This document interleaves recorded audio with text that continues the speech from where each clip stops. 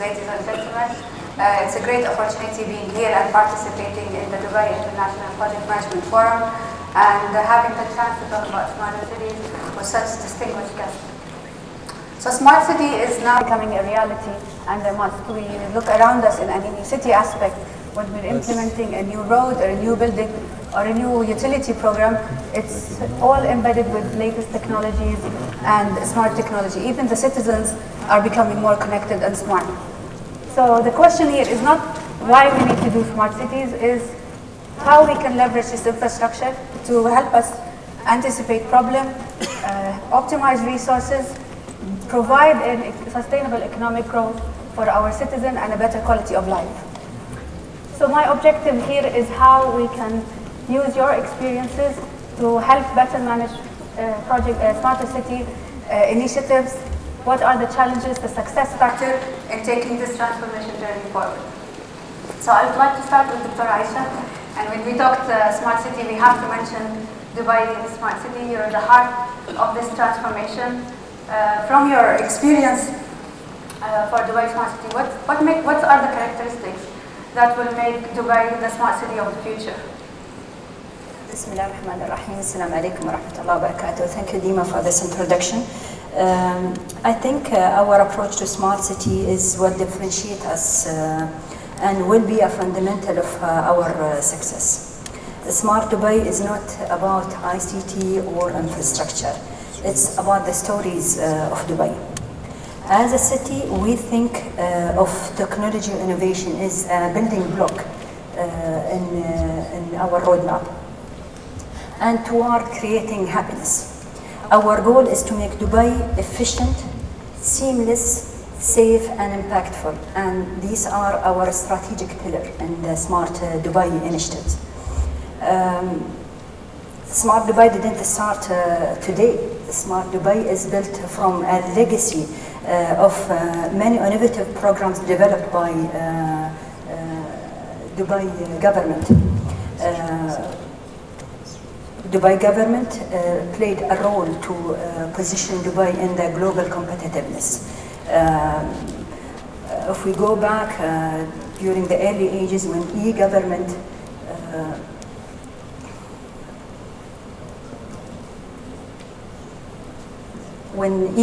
was launched in 1999, when the global penetration of internet was less than 5%. Also the establishment of the first excellence program of its kind in the world, the Dubai Government Excellence Program in 1997. This shows the prioritization of service excellence in Dubai. So Smart Dubai is about happiness and serving Dubai people and Dubai tourists and visitors. Thank you, Dr. Aisha. I would like to take this chance to quote His Highness Sheikh Mohammed bin Rashid. When he announced the Smart City Initiative last year, he said, I'd like to read that: creating an international city model and a new better reality for our people is our purpose. So quite agree, it's for the people and for the better quality of life. So Mrs.Rosina, when we talk about Singapore, definitely we know how advanced you are in integrated smart transportation. And you've done a lot of achievement in that space. From your perspective, how is transportation helping building smarter cities? And your experience in Singapore, what are the success factors that will drive future smarter cities development in Singapore? We started our Smart City program about 2 years ago with several conversations going on, not as a new initiative, but as a continuation of some of the things that we have already done, some of the intelligent systems that we have built. Then we realized, I think, like most of these megacities that are growing, Singapore is no different. In fact, we are more disadvantaged than others being very small. The smallness in our size also compels us to look at really how can we do things better. Transportation is the lifeblood to our economy. So the LTA back in Singapore is often charged with doing things or handling initiatives that are in the forefront of things. That then make us look into new ways of doing things, because there are just no solutions out there. We are the ones who will have to look or build new solutions.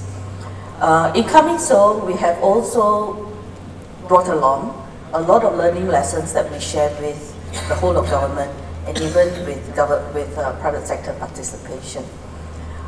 Transportation going forward is going to be very interesting. I'm not a transport engineer by training, I am an IT person by training, but I've ended up in transportation for 15 years and I've seen growth in leaps and bounds. And going forward, it's going to be more, there's going to be a lot of technology that we can use in transportation that will benefit citizens.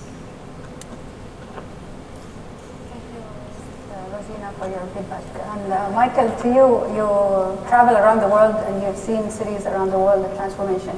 In IBM, you started the Smart City journey more than 5 years back, where we have seen a lot of cities develop into a smarter city using real tangible outcomes to drive their objectives.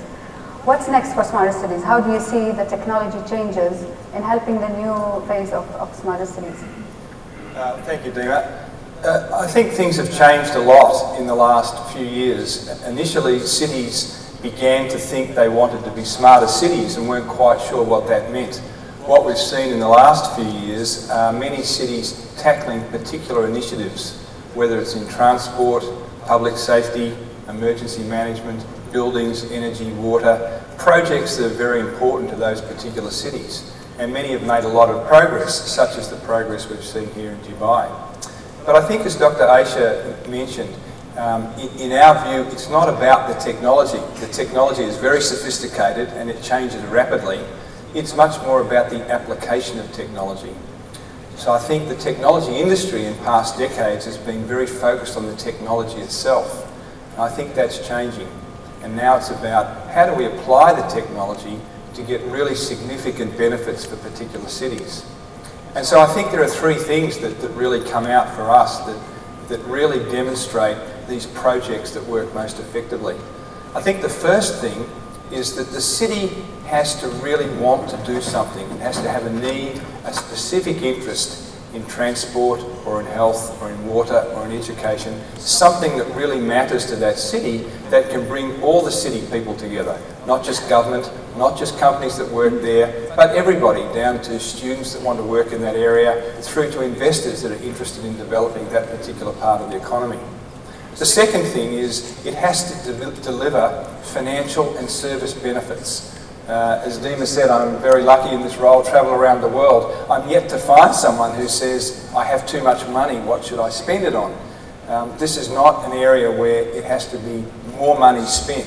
It has to be money spent to deliver real benefits. And so a business case and financial returns is a very significant element in those projects. And I think the third thing is the thing that we're all here for today, and it's something that never changes, and that is the need for leadership. And leadership from the top, such as the leadership from Sheikh Mohammed here in Dubai, through to leadership in our agencies, or leadership in particular projects. It's just so important to be clear about the benefits that the city is striving for, and then making sure those benefits are being achieved. So I think what we'll see in years to come, and remember, I don't think we're going to have smart cities in the next year or 2 years or 3 years. I think this is a decades kind of thing that we're going to see as cities become increasingly sophisticated, and increasingly we'll see systems becoming more combined across government, and cities will become really living entities where the information is exchanged right across the cities to provide a very high standard of living for the people in those cities. Thank you, Michael. And it's very important that we keep emphasizing the message that this is not about technology, it's about the leadership, the tangible outcome, and having the right business case to help the citizen in any smarter city initiative. So back to Dr. Aisha and the example of Dubai, and you talked about your strategic pillars, and definitely there's a vision and the leadership, as Michael said, that is important to drive such a strategic initiative for Dubai. From your perspective, you're still at the strategic planning phase. What are the key enablers that will make you realize this, and that Dubai needs to focus on in the coming few years in this transformation journey, so other cities in the region will benefit from that and take those lessons learned forward? Smart Dubai is led by His Highness Sheikh Hamdan bin Mohammed personally, the Crown Prince, and overseen by a higher committee chaired by His Excellency Mr. Mohammed Al-Gargawi, the Minister of Cabinet Affairs. And also we have members of the major stakeholders in the city from the government perspective as well as the private sector, plus the telecom companies. And this to make them all on the same page and to align the vision for everyone in the city. Also we have strategic partners who launch their strategic initiatives as part of Smart Dubai, like RTA, Dima, Police, Department of Economy, Dubai Municipality, plus we have green initiatives being announced like D3, and recently we have the Smart Silicon Park. To achieve its vision, Smart Dubai will also introduce strategic initiatives and develop a partnership to contribute to its smart economy, smart living, smart mobility, smart environment, smart governance, and smart people. As we said, a smart city is not only about government, it's a partnership with everyone in the city, whether it is a private sector or non-governmental entities, plus academy, plus people.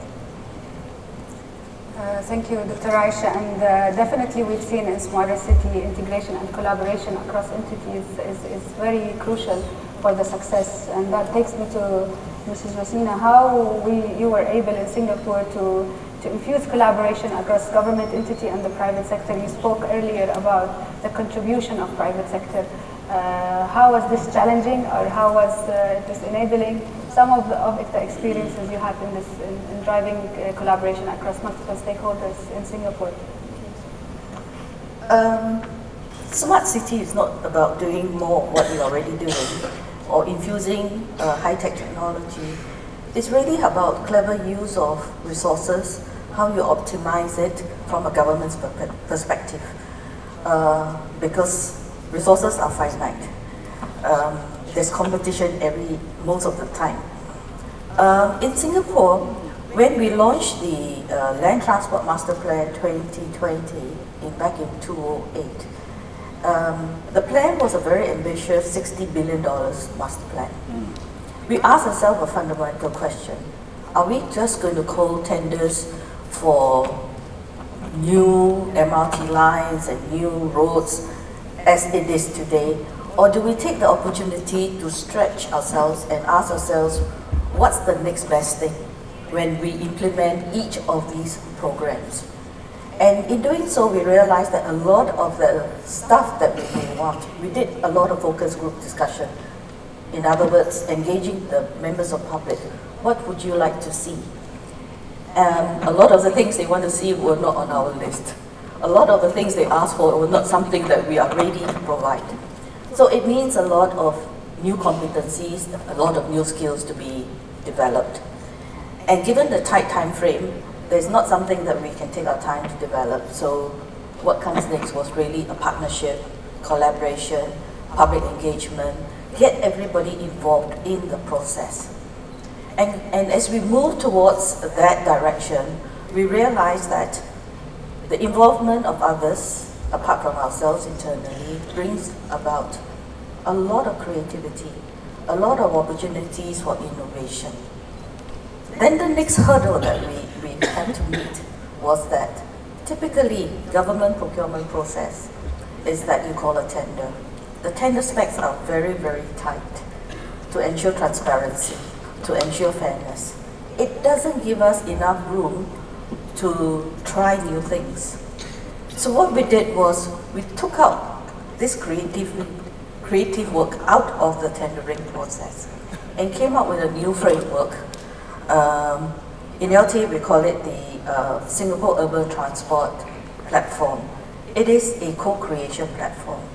We put aside money to seed, to provide funding for new innovations, for test bedding.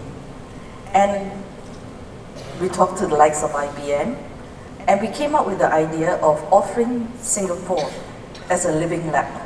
So that's where the smallness in size sometimes becomes your advantage. Because the entire island is a city, and if you want to try anything out, you are given the entire city to try it out.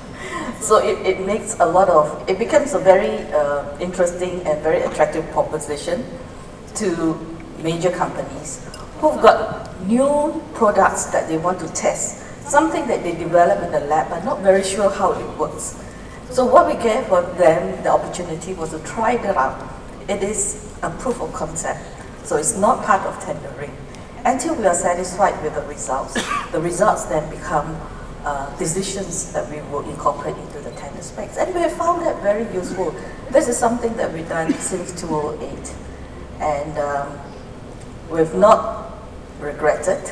In fact, we are doing more. We've entered into several collaborations with the industry, with the academia, and even opportunities to involve individual citizens, the younger generations to be part of this program. Thank you, Rosina. Definitely, this is inspiring and a key example to cities around the world, especially here in the region, because we look at Singapore as a place where you can learn from and adopt many of your experiences. Definitely very interesting. Michael, you've had also again the luxury of meeting smart city leaders who made things happen, who executed on their vision and looked at how smart cities can help them serve their city better. From your point of view, what are the attributes or differentiators of such leaders, and what are the skills that we can learn from them, especially in this region where new cities are being developed, and take them as a role model example? Well, Dima, I think there's a couple of things, and we need to think about the fact, I think, that cities haven't really changed for thousands of years. Yeah. The physical structure of cities haven't changed. People slept in buildings, people cooked in buildings, people learned in other buildings, and that hasn't changed really until the last 20 years or so.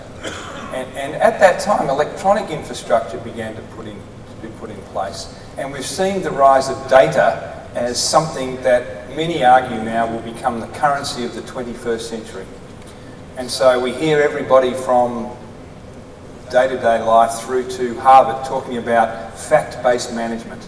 It's no longer enough for leaders to have education and experience and common sense. You need the facts.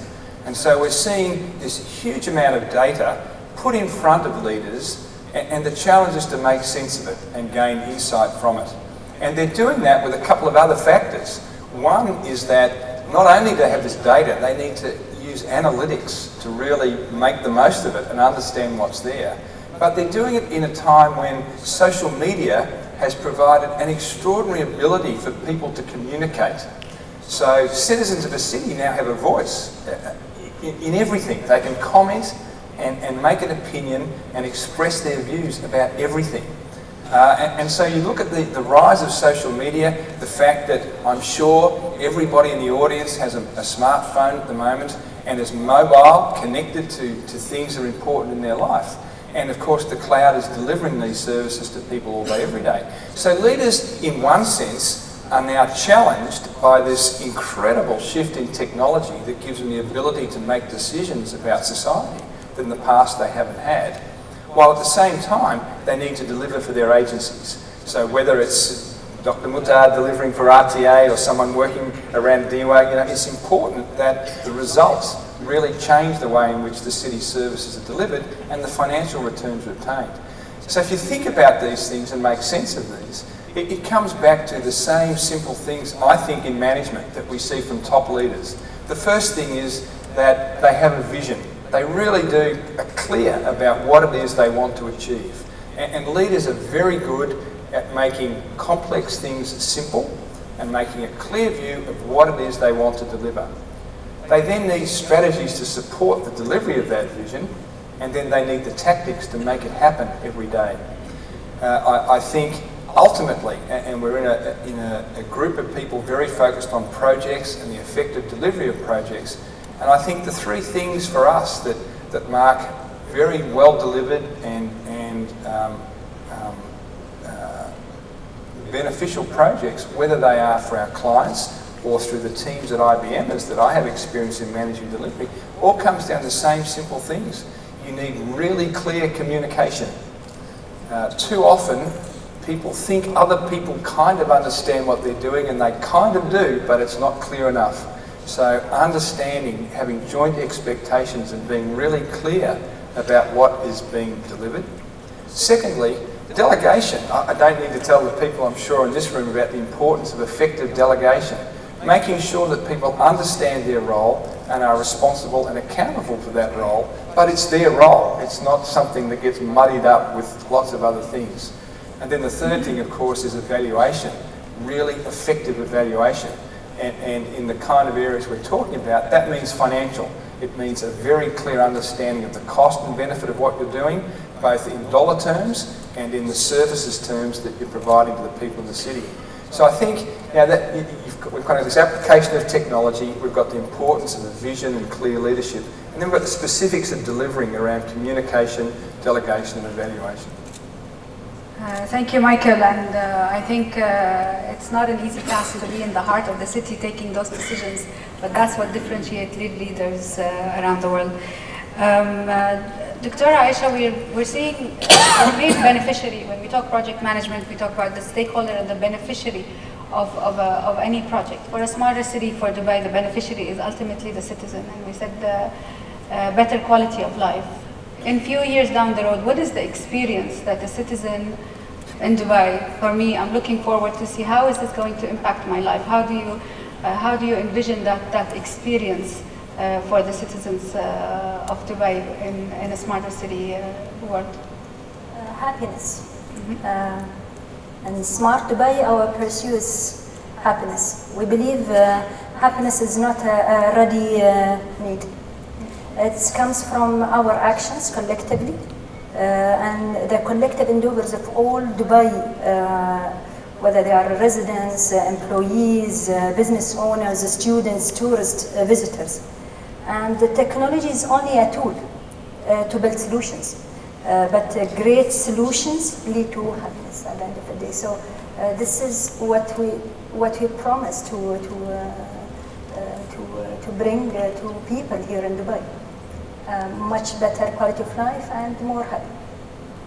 Looking forward to being part of Dubai and living in Dubai for that engagement. Thank you, Dr. Rosina, I'm going to continue on the citizen aspect. So how is the citizens in Singapore interact with government? How do you think this is realized, whether through the transportation, because transportation is the backbone of any city, and it interacts with every individual, whether you're on a car, on a public transportation, or you're walking down the street. You're basically talking to every citizen in Singapore. How are citizens perceive the Smarter City Initiative or interact with the government of Singapore? Your insights from the citizens. I think citizens in Singapore have come a long way. They are very vocal. They want to have a say in the making of everyday things that happened. It's very challenging, especially when you're managing transportation. And in Singapore, everything about transportation is under one roof, the LTA. Whether you drive, you take public transport, you walk along the roads, you cycle. So we have just about everyone, every citizen is my customer. Young and old, able-bodied, disabled, special needs. And we find ourselves having to cater to the diverse needs. 10 years ago, transportation is either I build more roads, highways, ensure that the roads are free-flowing, or make sure that we have enough bus operators and train operators. But we have since taken a step back. We are now more in the driver's seat of ensuring the experience of every public or private transport user. And that's the tough part, because it's not a role that we are familiar with. This resulted in us having to set up a lot of focus groups, a lot of interest parties to sieve information, what we call ground sensing. We compensate this with use of the data analytics, and that's where the IBMers have helped us. It has never been done before, but we start listening to our citizens through analyzing Twitters, comments made on Facebook, what they say about our transportation systems, because there are a lot of comments that are not received by us directly, but through indirect means. Apart from that, we also do the analytics of whatever data, whatever sensors that we have, to try and understand patterns, people movement patterns within the day, in certain places. And that's how we tweak our transportation needs to make it more, to fine-tune it so that we can at least be in a better position to meet those needs. I can say safely now that these measures are paying off good dividends, because 2 years ago we had a series of disruptions on our train network systems. The crowdedness spilled over to buses, and bus is the last choice in all commuters' traveling patterns. They either drive or they take the train, and the bus is really the last choice because it is not seen to be the most comfortable and the most convenient. But with trains breaking down, we have no choice but to make buses the very a viable alternative. Not only did we have to pump in more buses, we have to make buses look very comfortable, have plans to put Wi-Fi, so that even when you're on the bus, you can still continue working. These sentiments have shaped our thinking about the whole transport or commuting experience. Something that we have never thought of if you asked me 5 years ago, but it's happening. So what our goal is that not only will public transport be a choice mode, but taking the bus is going to be cool. Thank you, Sujay. It's definitely, again, inspiring, and the citizen is in the heart of the city, and being able to communicate with them is just really important. So that takes me, Michael, in IBM you've been focusing on the social business and the social enterprise, and how we drive smarter cities through that. And we've recently announced an IBM Apple collaboration, and we know that Apple as a device is being used by a lot of population. We're not trying to promote the device, but the idea of a smarter phone, and how is this help in driving the social business or the future of how we engage with our citizens from a smart city point of view. The engagement of citizens, however they do it, is not as important as the fact that citizens have a two-way voice. So historically, governments had a one-way relationship with their citizens. They provided information and they provided services as defined, and typically they collected tax to pay for that. And I think that's changing dramatically. Now we're seeing around the world citizens having a very strong voice about what's important to them, and I think that's translating into a very vibrant environment for cities. I think we've moved on. A decade ago, the catch cry that we talked about was think global, act local. I think there's something else that's emerged around the city, and I think one of the things we haven't touched on this morning that's very important is this idea of GDP growth and the striving for stronger economic value around the world. And we can look at basic things like water and education and healthcare that cities all strive to have as a mandatory thing. But once you get past that, I think cities are working very hard to establish identities that give them the basis for GDP growth. And whether it's very dynamic, vibrant cities like Dubai or Singapore that have done such an extraordinary job in bringing together their entity, I think there are a lot of cities around the world now developing their identity. And I think we're starting to see something that I almost think it's like the charisma of a city. And cities are addressing things. So, you know, whether it's Medellin in Colombia has fixed its public safety issues. It's extraordinary. Whether it's the Netherlands really changing the way in which they manage water. It's a good place to manage water well in the Netherlands. Whether it's public safety in Nairobi or transport in Shenyang in China. These cities all realise that these specific things change the GDP of their city. And so I think GDP growth and economic value is something ultimately that translates quickly to citizens in terms of value.